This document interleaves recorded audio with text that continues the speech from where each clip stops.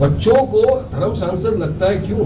ताकि आप उसको गीता का पाठ पढ़ें। मगर वहां पर खड़े होकर भाषण दिया जाता है, बच्चों को बोला जाता है बेटा कलम कागज छोड़ दे, तलवार उठा, मुसलमानों का नरसंहार कर दो, कॉल फॉर मुस्लिम जेनोसाइड दिया जाता है और उनके खिलाफ कार्रवाई का।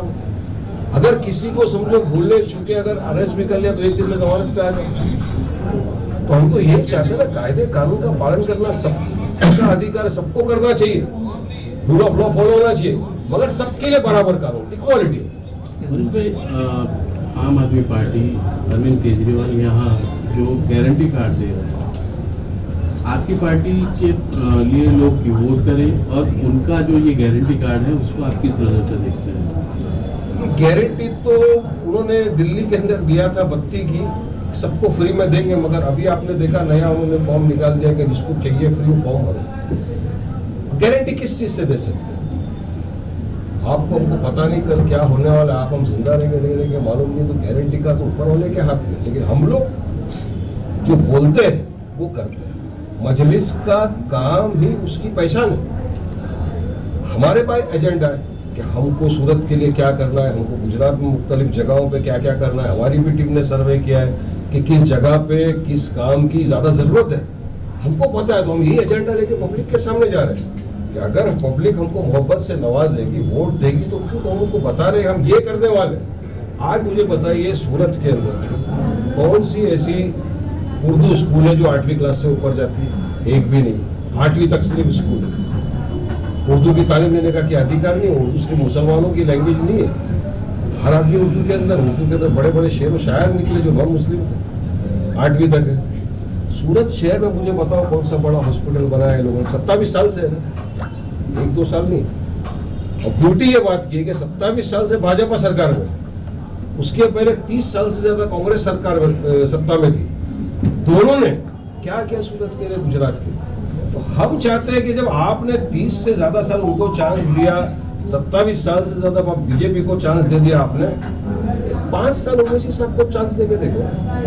एक 5 साल जो असद ओवैसी साहब आपके सामने बात कर रहे हैं, उनको भी थोड़ा भरोसा रखिए उन पर, एक बार अपनी मोहब्बत से दुआओं से मुंह से नवाजिए, एक मरतबा हमको भी चांस दीजिए। हमारा तो अधिकार है, हर इंसान को आपने टेस्ट किया, एक मरतबा असद ओवैसी साहब को मौका दीजिए। देखिए आप खुद आप देखेंगे कि किस तरह से गुजरात के अंदर विकास होता है, किस तरह से गुजरात के लोगों को भी आगे बढ़ने का मौका देंगे। आपकी पार्टी सूरत में या गुजरात में चुनाव लड़ेगी तो ऐसा कहा जाता है कि ये कांग्रेस का वोट काटेगी, तो इस वोट कटाव पार्टी के तौर पर आज की तारीख में उनको देखा जाए, क्या आप मानते हो उसको? 27 साल से बीजेपी सत्ता में है, हम नहीं लड़े चुनाव। मैं पूरे इंडिया की बात नहीं करता, मैं गुजरात पे आ गया हूँ। उसके पहले 30 साल कांग्रेस पार्टी थी। ये 27 साल हम नहीं लड़े तो क्यों बीजेपी जीती? हम सूरत के अंदर जब कॉर्पोरेशन चुनाव आया वो भी नहीं लड़े, क्यों बीजेपी जीती? किसने किसका वोट काटा तो सब देख रहे। अब मुझे मेरी जानकारी से पता चला है कि जो माइनॉरिटी के कुछ कॉर्पोरेटर थे यहाँ पर मुस्लिम, वो भी हार गए। इसकी वजह से हम नहीं लड़े ना, आम आदमी पार्टी लड़ी। इनमें ताकत नहीं है, कांग्रेस में ताकत नहीं है बीजेपी को हराने की, इल्जाम हम पे लगाया जाता है। मगर मैं अब आपको एग्जांपल देता हूँ, 2019 का चुनाव आया पार्लियामेंट का, मजलिस हमारी जो पार्टी है एमआईएम 3 जगह पे पूरे हिंदुस्तान में लड़ी। हैदराबाद से असद ओवैसी साहब लड़े, बिहार से अख्तर इमान साहब लड़े और औरंगाबाद से हमारे इम्तियाज जलील साहब। 3 जगहों पे लड़े और हम 2 जगह पे कामयाब, हैदराबाद औरंगाबाद में हमने उसको हराया जो 25 साल से वहां पर सिटिंग एमपी था, जो सेना और भाजपा का कैंडिडेट था। हम में हराने की ताकत है, क्षमता, और हमको यकीन है कि जिस तरह कॉर्पोरेशन के चुनाव में 40 दिन के वक्फे में हमको लोगों ने गुजरात की आवाम ने मोहब्बत से नवाजा और हमारे 26 कॉर्पोरेटरों को जिताया, इसी तरह आज लोग चाहते हैं कि असद ओवैसी आज उनकी आवाज है। आज अगर देखो मजलूमों की, दलितों की, मुसलमानों की, पिछड़ा हुआ वर्ग की, पूरे देश के अंदर की बात कर रहा हूं, अगर कोई इनकी तरफ से लड़ता है और कोई आवाज है तो बैरिस्टर असदुद्दीन ओवैसी, तो क्यों उसका साथ नहीं देंगे? चांस देके देखो एक बार, और इंशाल्लाह मुझे यकीन है कि आप हम पे भरोसा करोगे तो आपको निराशा नहीं। ये मुद्दा लेके हम चल रहे हैं। Thank you. सर एक मुद्दा ऐसा है कि जब भी हिंदू मुसलमानों की बात आती है तो आक्षेप प्रति आक्षेप वो हिंदू मुसलमान पे करता है, मुसलमान हिंदू पे करता है। तो क्या जो भी करते हैं क्या वो आप सही मानते हो उसको कि गलत है? ये जब से मैंने होश संभाला ऐसा, आप मेरे से सीनियर, मैंने इतनी नफरत की राजनीति पूरे देश में कभी नहीं की। ये भाजपा ने इतना नफरत फैला दिया है मुसलमानों के प्रति, हर चीज।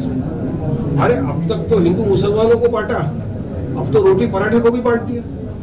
पराठे पे जीएसटी लगा दिया, रोटी को अलग कर दिया। तो इनकी राजनीति हिंदू मुसलमान करके पोलराइजेशन को होती है, डिविजिव पॉलिटिक्स करना, मुसलमानों को डराना, धमकाना, बेइज्जत करना, इसके सिवा इनके पास कोई मुद्दे नहीं बचे और मेन मुद्दों से ध्यान भटका रहे हैं। लेकिन जनता समझदार, देश की जनता चाहती है विकास।